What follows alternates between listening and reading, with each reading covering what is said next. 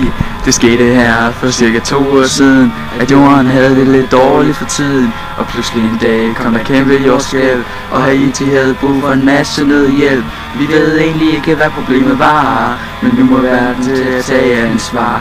Det var dog en kæmpe nedtur. Nu kan de rejsende ikke komme retur. Så står vi her og kigger på Haiti og tænker på, hvor godt det var engang.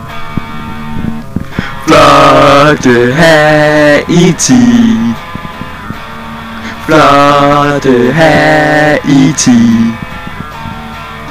Gud behandler dem som lorten. Wow, flotte Haiti. Folk de ringer dernede for at høre hvordan det går, men de får kun et dårligt svar.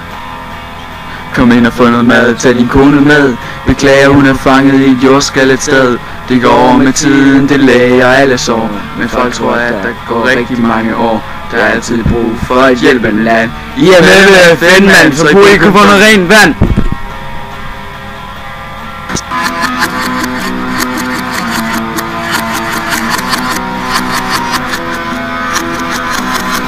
Så står vi her og kigger på Haiti og tænker på, hvor godt det var engang. Flotte Haiti, flotte Haiti.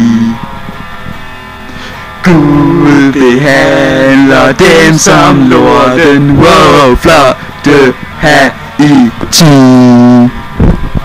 Jeg er træt af at se verden gå fra hinanden. Vi håber på det bedste for dem dernede. Vi har det ganske godt, på trods af hvad der er sket. Men vi er der berørt over alt det vi har set. Men sandheden skal frem i handskaben jo. Og sandheden er at vi har et kæmpe ego. Men vi håber da at det går dem godt, at landet igen vil blive rigtig flot.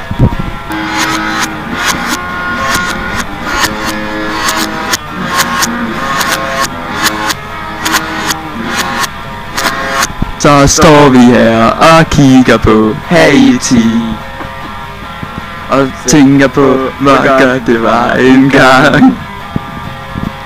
Flotte Haiti,